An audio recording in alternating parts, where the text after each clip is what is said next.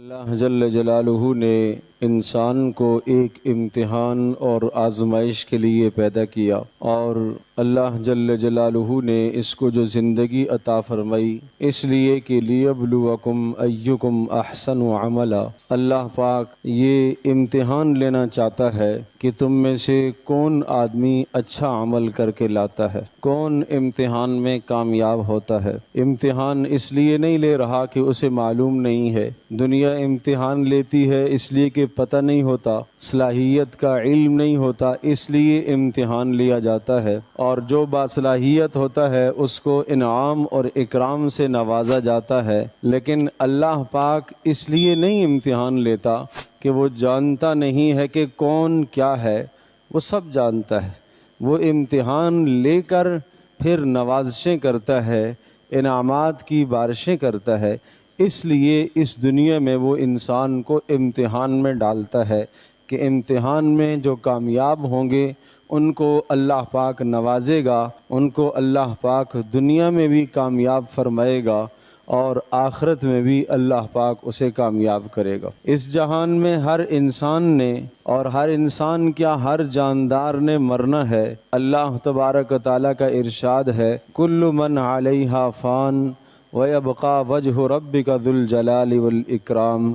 اس دھرتی پر، اس کائنات میں، آسمانوں میں، زمینوں میں جتنی بھی مخلوقات ہیں سب کو فنا ہے، سب کو موت نے آنا ہے، لیکن وَيَبْقَى وَجْهُ رَبِّكَ، لیکن تیرے پروردگار کی ذات باقی رہ جائے گی، اور جو عزتوں والا ہے اور جو جلال اور ہیبت اور عظمت والا ہے، صرف اور صرف وہ اللہ پاک موت سے پاک ہے، باقی ہر شے پر فنا ہے، ہر چیز پر موت ہے۔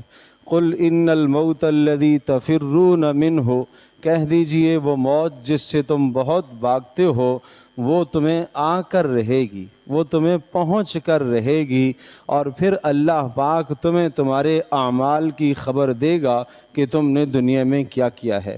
اینما تکونوا یدرککم الموت، جہاں پر بھی تم ہوں گے موت تمہارے پاس آئے گی۔ ولو کنتم فی بروج مشیدہ، اگر بلند و بالا اور مضبوط ترین لوہے کے محلات بھی بنا لو، ان محلات کے اندر بھی موت نے آنا ہے۔ الموت لیس منہ الفوت، حضرت علی رضی اللہ تعالی عنہ کا ارشاد گرامی ہے کہ موت وہ چیز ہے کہ اس سے کوئی فرار نہیں ہے، کوئی اس سے بھاگ نہیں سکتا۔ موت ہر انسان کو آئے گی، موت سے کسی کی خلاصی نہیں ہے۔ اللہ کی ذات کے بارے میں لوگوں نے جھگڑا کیا، اختلاف کیا کہ اللہ پاک موجود ہے کہ نہیں، پیغمبروں کے بارے میں اختلاف ہوا، مرنے کے بعد اٹھائے جانے کے بارے میں لوگوں کو شک ہوا، لیکن موت ایک ایسی حقیقت ہے کہ جس کے بارے میں آج تک کسی نے کوئی شک نہیں کیا۔ سب کے سب انسان اس بات پر متفق ہیں کہ موت نے آنا ہے۔ مسلمان بھی مانتا ہے، کافر بھی مانتا ہے، دہریہ بھی مانتا ہے، ہر شخص اس بات کا اقراری ہے کہ موت سے کوئی خلاصی نہیں ہے۔ حضرت سیدنا عثمان رضی اللہ تعالی عنہ ارشاد فرمایا کرتے تھے، ان القبر اول منازل الآخرہ، کہ قبر انسان کی آخرت کی منازل میں سے سب سے پہلی منزل ہے۔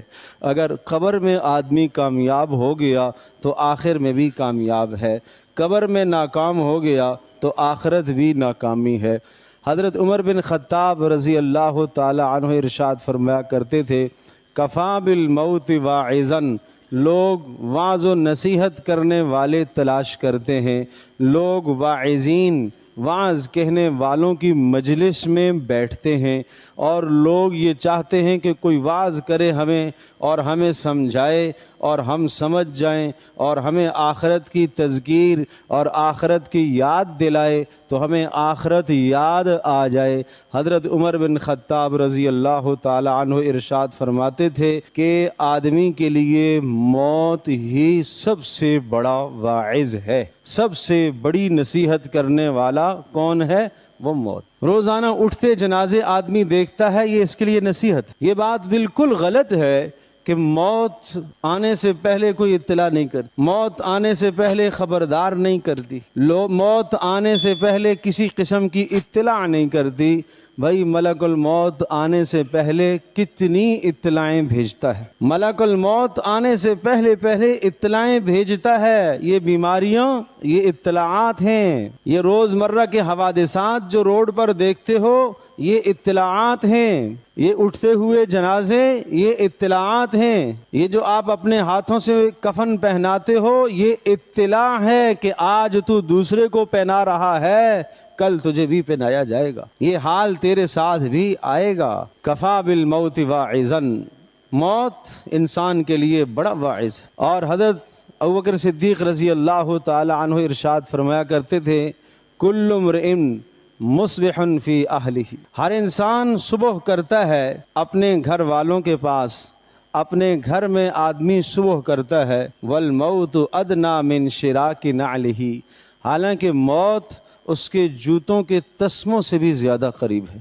موت اس کے جوتوں کے تسموں سے بھی زیادہ قریب۔ نہیں معلوم کون سا وقت انسان کا اللہ پاک کی جانب سے جو طے ہے مقرر شدہ وہ وقت آ جائے اور انسان غفلت میں پڑا ہوا ہو۔ الہاکم التکاثر، تمہیں باہمی فخر کرنے نے تباہ کر دیا، غافل کر دیا۔ الہاکم، تمہیں غافل کر دیا، تمہیں تباہ کر دیا۔ التکاثر، مال کی کثرت کی ہرس نے، میرے پاس اتنا ہو جائے، میرے پاس اتنا ہو جائے، میرے پاس اتنا ہو جائے، میرا اتنا بینک بیلنس ہو جائے، اسی فکر میں صبح سے لے کر شام تک، شام سے لے کر صبح تک ساری زندگی اسی پر صرف ہو رہی، اور 24 گھنٹے آپ کے میرے اسی پر گردش کر رہے ہیں کہ میری زندگی بن جائے، میری زندگی بن جائے، میرے پاس بینک بیلنس ہو جائے۔ الہاکم التکاثر، اس کثرت کی فکر نے تمہیں غافل کر، ایک دوسرے سے آگے بڑھنے کی جو ریس ہے، ہرس ہے،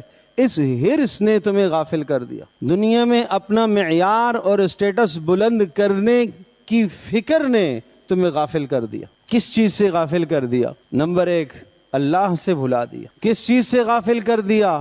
نمبر 2، آخرت سے غافل کر دیا۔ کس چیز سے غافل کر دیا؟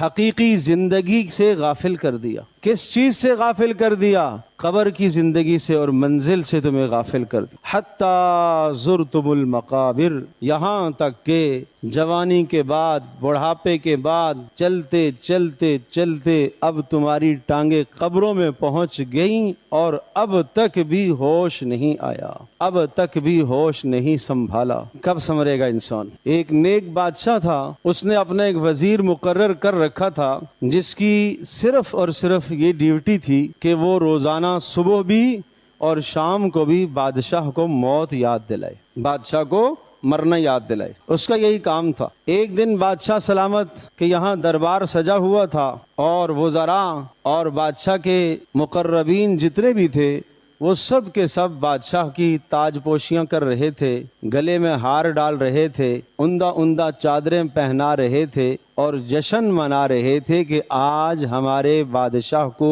حکومت کرتے ہوئے اتنے سال ہو گئے، آج 10واں جشن ہے مثلا۔ اس خوشی میں سارا کا سارا مجمع غافل لگا ہوا تھا اور بادشاہ بھی خوشی میں تھا، سب وزراء اور مقربین بھی خوشی میں تھے۔ اچانک اس وزیر نے کھڑے ہو کر آواز لگائی، اے بادشاہ سلامت، آج آپ یہ خوشی منا رہے کہ زندگی کے بادشاہت کے 10 سال ہو گئے، لیکن آپ کو ہر سال قبر کے قریب کر رہا ہے، آپ کی زندگی کا ہر سال آپ کو قبر کے قریب کر رہا ہے۔ بادشاہ سلامت، یہ خوشیاں یہ عارضی ہیں۔ بادشاہ سلامت، یہ جو آج آپ کے سر پر تاج پہنا رہے اور عمدہ جوڑے تحفے میں آپ کو دے رہے اور بہترین منقش چادریں آپ کو پہنا رہے، یہی کل آپ کو کفن بھی پہنائیں گے، یہ آپ کو کفن بھی پہنائیں گے۔ آج آپ کو چادریں یہ دی جا رہی ہیں، آپ کو اتنا اعزاز اور اکرام اس لیے کیا جا رہا ہے کہ آپ بادشاہ ہیں، آپ کا مال ہے، آپ کی دولت ہے، آپ کا اقتدار ہے۔ کل جب آپ مر جائیں گے، آپ کے جسم سے روح نکل جائے گی تو پھر ایک ہی سفید چادر آپ کی پہنیں گے، ایک ہی سفید چادر آپ کو پہنائی جائے گی باقی ساری چادریں پیچھے ہٹا دی جائیں گی، اور یہ تخت نہیں ہوگا، پھر قبر کی مٹی ہوگی، اور یہ مقربین نہیں ہوں گے، ان کی جگہ پر ملائکہ آئیں گے۔ آپ کو سمجھنا چاہیے کہ ملائکۃ العذاب، عذاب والے فرشتے آئیں گے یا رحمت والے فرشتے آئیں گے، اس کا فیصلہ آپ پر ہے، اس کا فیصلہ آپ پر ہے۔ منکر نکیر سوال کرنے کے لیے جو آئیں گے وہ آپ سے آسانی کے ساتھ سوال کریں گے یا سختی کے ساتھ، یہ فیصلہ آپ پر ہے۔ بادشاہ نے یہ ساری باتیں سنی اور یہ اس وزیر کی تقریر سنی، اس کے بعد بادشاہ نے وہ ساری کی ساری چادریں اتاری،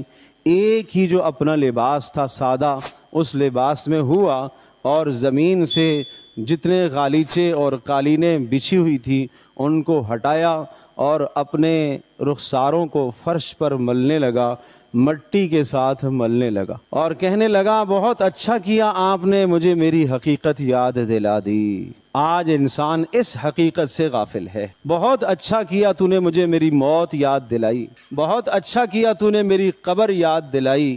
آج انسان اس حقیقت سے غافل، یہ یاد دہانے کی ضرورت ہے۔ اور پھر کیا تھا، چند لمحے پہلے اس مجمع میں خوشیاں منائی جا رہی تھیں، اور اب کیا صورت ہے کہ پوری کی پوری مجلس پر غم کا سماں تھا۔ کیوں؟ اس لیے کہ یہ نعمتیں، یہ لذتیں، یہ عارضی، یہ نعمتیں، یہ لذتیں، یہ عارضی ہیں۔ اس کے مقابلے میں جنت کی نعمتیں دائمی ہیں، ہمیشہ والی ہیں۔ آخرت کے عذابات بھی دائمی ہیں، یہاں کی تکلیفیں بھی عارضی ہیں، یہاں کی نعمتیں بھی عارضی ہیں۔ اس کے مقابلے میں آخرت کے عذابات بھی دائمی ہیں، اور آخرت کی راحتیں اور آرام بھی دائمی ہیں۔ لہذا قرآن کریم میں اللہ جل جلالہ نے گلہ فرمایا ہے، بل تؤثرون الحیات الدنیا والآخرۃ خیر وابقی۔ تمہیں کیا ہو گیا ہے، تمہیں کیا ہو گیا ہے، تم کیوں دنیا کی زندگی پر مر مٹ رہے ہو، تم کیوں دنیا کی زندگانی کو آخرت کے مقابلے میں ترجیح دے رہے ہو؟ کیا تمہیں مرنا نہیں ہے؟ کیا موت سے واسطہ نہیں پڑنا ہے تمہیں؟ کیا تم جواب دو گے ان ملائکہ کو، اور جو تمہاری روح قبض کرنے کے لیے آئیں گے اور تم سے پوچھیں گے کس دین پر ہو تم؟ اللہ اکبر۔ نہ معلوم تمہیں مجرم بنا کر لے جایا جائے گا یا اللہ کا مہمان بنا کر لے جایا جائے گا۔ ہر آدمی اپنا احتساب خود کر لے، اپنے اعمال خود دیکھ لے کہ میرے اعمال کیا مہمانوں والے ہیں؟ کیا میرے اعمال ایسے ہیں کہ میں اللہ کے دربار میں مہمان بنا کر لے جایا جاؤں، یا میرے اعمال ایسے تو نہیں ہیں کہ میں اللہ کے دربار میں مجرم بنا کر پیش کیا جاؤں؟ اللہ پاک ہم سب کی حفاظت فرمائے، ہم سب کے ماں باپ کی اور ہم سب کی اولادوں اور نسلوں کی اور ہم سب کے اعزہ اور اقربا کی حفاظت فرمائے۔ اللہ ہم سب کو معاف فرمائے اور ہم سب کو اپنے دربار میں اللہ مہمان بنا کر اپنے پاس لے جائے۔ یہ دعا مانگا کرو۔ اللہ اکبر۔ تو موت وہ حقیقت ہے جس سے کسی کو فرار نہیں ہے، ہر وقت انسان کو یاد رکھنا چاہیے۔ اور ایک بادشاہ نے اپنے وزیر سے یہ کہا کہ تم میرے لیے ایک انگوٹھی بناؤ اور اس انگوٹھی پر ایک جملہ لکھ دو، ایسا لفظ لکھ دو کہ اگر میں خوشی کے وقت اسے دیکھوں تو میں اپنے آپے سے باہر نہ جاؤں، حد سے تجاوز نہ کروں، میں اعتدال میں آ جاؤں، اور اگر میں غم میں اس کو دیکھوں تو غم میں دیکھ کر میرا غم چھٹ جائے، میں غم میں اتنا نڈھال نہ ہو جاؤں کہ میں اپنی زندگی سے ہاتھ دھو بیٹھوں۔ اس وزیر نے بڑا سوچا، کسی عقل مند اور دانا کے پاس گیا، اس نے کہا یہ جملہ لکھ دو، یہ وقت بھی گزر جائے گا، الوقت یمضی، وقت گزر جائے گا۔ خوشی کا موقع جب آتا تو بادشاہ دیکھتا یہ وقت گزر جائے گا تو اپنی حیثیت میں آ جاتا کہ یہ خوشی عارضی ہے۔ غم کے وقت میں اسے دیکھتا، پریشانیوں میں اسے دیکھتا تو حوصلہ مل جاتا، یہ پریشانی کا وقت بھی گزر جائے۔ حقیقت یہی ہے، حقیقت یہی ہے، یہ وقت بھی گزر جائے۔ لیکن کامیاب ترین انسان وہ ہے جس نے اس وقت کو اپنے کام میں لگا لیا۔ وقت، جان، مال، وقت، جان، مال، یہ تین بڑے سرمائے ہیں اس دنیا میں انسان کے پاس، جن سرمایوں کو صحیح صرف کرے گا تو اپنی دنیا بھی بنائے گا، اپنی آخرت بھی بنائے گا۔ اور اگر ان تین بڑے سرمایوں کو اس نے بے تحاشا بہا دیا، مال کو بھی، جان اور صلاحیت کو بھی، اور وقت کو بھی، تو نتیجے میں اپنی دنیا بھی تباہ کرے گا اور اپنی آخرت بھی برباد کرے گا۔ ہر آدمی اپنا احتساب کرے کہ یہ 3 چیزیں یہ میری زندگی کا سرمایہ جس سے یا دے کر مجھے جنت خریدنی ہے اور یا یہ چیزیں 3 صرف کر کے دے کر کے مجھے جہنم خریدنی ہے، میں کیا خرید رہا ہوں؟ اگر میرا وقت سارا کا سارا اچھے اعمال میں صرف ہو رہا ہے، اگر میرا مال حلال کمایا ہوا حلال جگہ پر صرف ہو رہا ہے، اور اگر میرا وقت سارا کا سارا میری جوانی میری زندگی کے ایام شب و روز صحیح جگہ پر صرف ہو رہے ہیں، صلاحیتیں صحیح جگہ پر لگ رہی ہیں، تو میری دنیا بھی بن رہی ہے، میری آخرت بھی سنور رہی ہے۔ اور اگر یہ تینوں چیزوں غلط جگہ پر صرف ہو رہی ہیں، میرا مال بھی غلط حرام کا ہے اور حرام جگہ پر لگ رہا ہے، صلاحیتیں بھی غلط صرف ہو رہی ہیں، وقت بھی غلط صرف ہو رہا ہے، تو پھر سمجھ لیا جائے کہ دنیا بھی تباہ ہے اور آخرت بھی برباد۔ اللہ ہماری حفاظت فرمائے۔ سال کا جب اختتام ہوتا ہے تو ہمارے یہاں خوشیاں منائی جاتی ہیں، سال مکمل ہو گیا اور ایک نیا سال شروع ہونے لگا ہے۔ 2023 اختتام کو ہے، 2024 اب شروع ہو جائے گا، اور 2024 کا آغاز جب ہوگا تو ہمارے یہاں جوان خوشیاں منائیں گے کہ آج نیا سال شروع ہو رہا ہے۔ او میرے پیارے، اس نئے سال نے تجھے اور مجھے قبر کے قریب کر دیا ہے، یہ کیوں نہیں سوچا؟ پہلے اگر عمر 60 سال لے کر آیا تھا، اس لیے حدیث پاک میں آتا ہے اعمار امتی بین 60 الی 70، میری امت کی عمریں 60 سے 70 کے درمیان ہوں گی، اوسطاً یہی آدمی کی عمر ہے۔ خود پیارے نبی صلی اللہ تعالی علیہ وسلم اسی کی درمیانی عمر میں 63 سال پورے کر کے دنیا سے رخصت ہو۔ اگر اس دنیا میں رہنا، حضرت عائشہ رضی اللہ تعالی عنہا فرماتی تھیں کہ اگر اس دنیا میں رہنا کوئی خیر ہوتا تو رسول اللہ صلی اللہ تعالی علیہ وسلم ہمیشہ اس دنیا میں رہتے، لیکن وہ بھی اپنی زندگی کے 63 سال پورے کر کے اپنے اللہ کے پاس چلے۔ جس شخص کی عمر 60 سال ہو گئی، سمجھ لو کہ طبعی عمر پوری ہو چکی۔ 60 سال سے 10 سال باقی رہ گئے، سمجھے کہ 10 سال میری زندگی کے رہ گئے۔ 55 سال ہو گئی تو سمجھو کہ 5 سال میری زندگی کے رہ گئے۔ 63 سال مسنون عمر پوری ہو گئی، اس سے آگے عمر چلی گئی تو آدمی سمجھے یہ اللہ نے میرے ساتھ تو احسان کر دیا ہے، یہ مزید لمحات اللہ نے اس لیے دے دیے کہ کچھ اور نیکیاں کما لوں۔ اور اگر 70 سے بھی آگے چلی گئی تو اور اللہ کا شکر ادا کرے، میرے خالق نے میرے مالک نے میرے ساتھ اور احسان کر دیا کہ کچھ لمحات اور زندگی کے دے دیے کہ اس اللہ کو راضی کرنے کے لیے کچھ اور اعمال کر۔ اب وہ اضافی زندگی گزار رہا ہے، اس لیے پیارے نبی صلی اللہ تعالی علیہ وسلم کا ارشاد گرامی ہے اکثروا ذکر حازم اللذات، لذتوں کو توڑ دینے والی چیز کو یاد کرتے رہا کرو، راحتوں کو، لذتوں کو، خوشیوں کو توڑ دینے والی چیز کو یاد کرتے رہا کرو۔ پوچھا گیا اللہ کے رسول لذتوں کو توڑ دینے والی کیا شے ہے؟ فرمایا الموت، موت ہے۔ لذتوں کو توڑ دینے والی چیز کیا ہے؟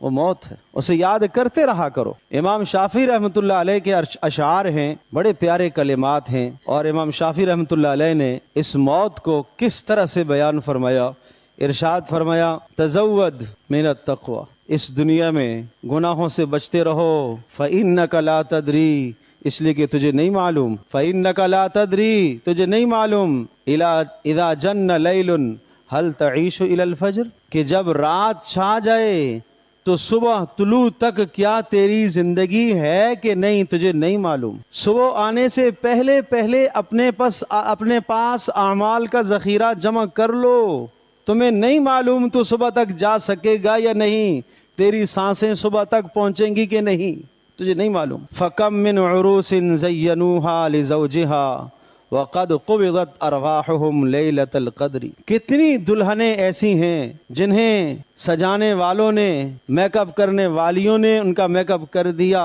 اور لگی ہوئی ہیں، حالانکہ اس سے پچھلی جو لیلۃ القدر گزری ہے اس لیلۃ القدر میں اللہ نے اس دلہن کا اس دلہے کا نام فرشتوں کو دے دیا کہ اس سال میں اس کی موت ہے۔ جو لیلۃ القدر کی رات گزرتی ہے اس رات میں تمام کی تمام مرنے والوں کی فہرست دے دی جاتی. اللہ اکبر، اللہ اکبر.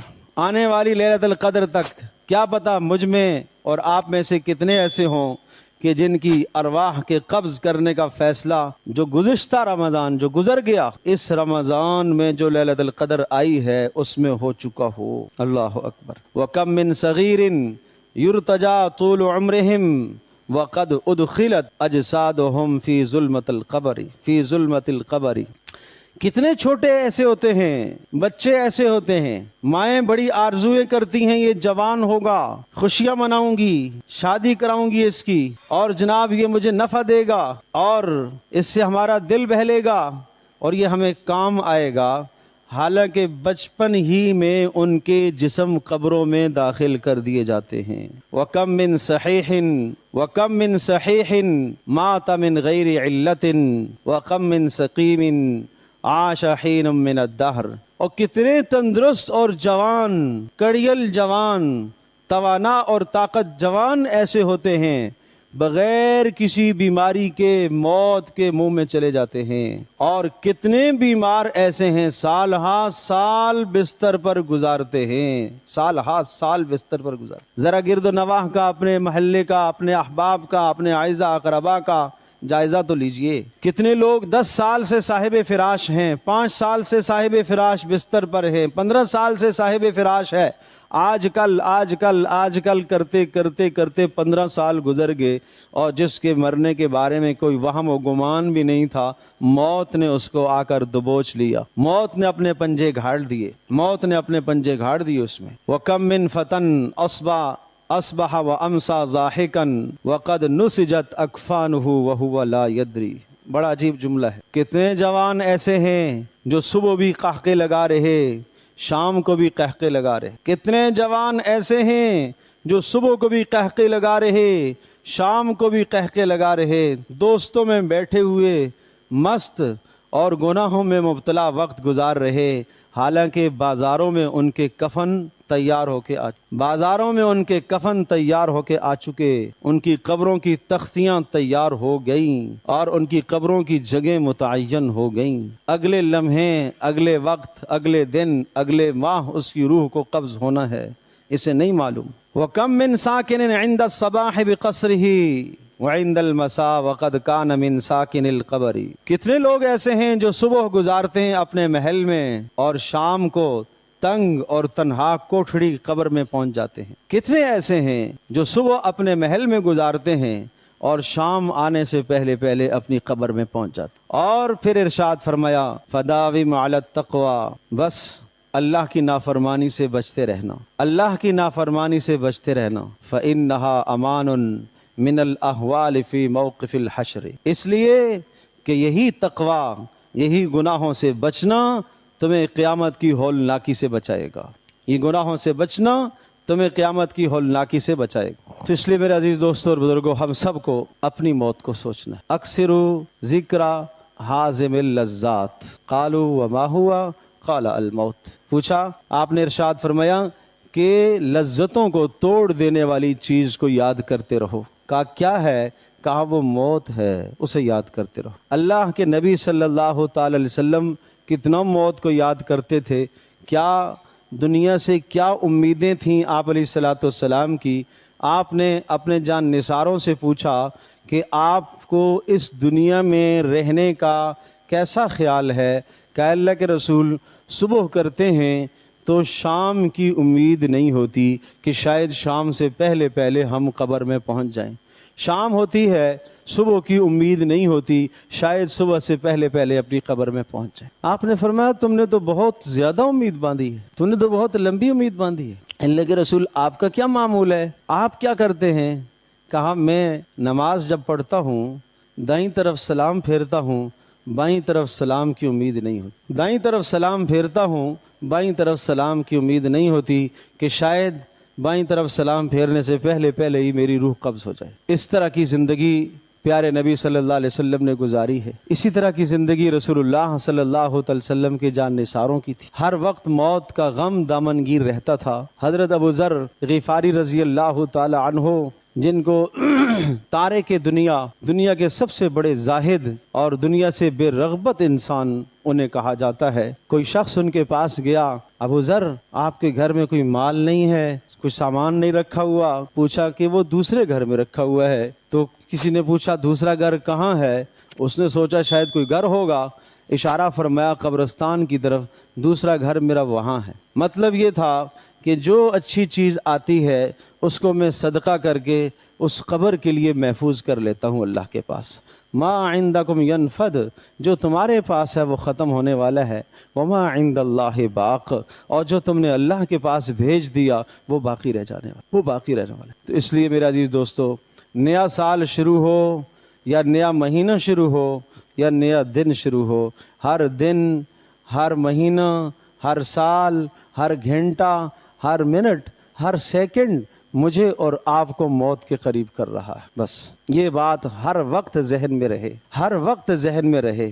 آج صبح سے اس وقت تک اتنے گھنٹے میری زندگی کے کم ہو گئے، اتنے منٹ میری زندگی کے کم ہو گئے، ان گھنٹوں کو، ان منٹوں کو میں نے کس میں صرف کیا؟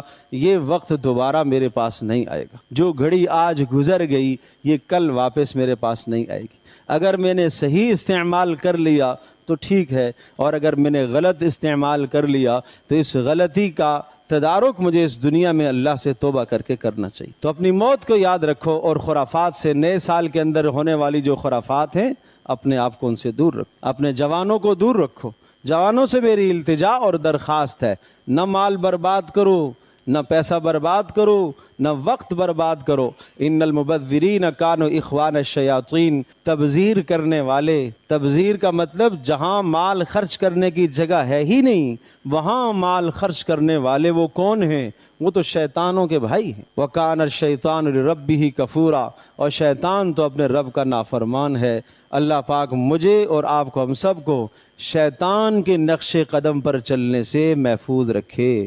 اللہ اپنے حبیب صلی اللہ تعالی علیہ وسلم اور اپنے نبی صلی اللہ تعالی وسلم کے صحابہ کرام، تابعین، تبع تابعین، اور پیارے نبی صلی اللہ تعالی علیہ وسلم کو جو اعمال پسند تھے، اللہ ہمیں ان اعمال کو اختیار کرنے کی توفیق عطا فرمائے۔ وآخر دعوانا الحمدللہ۔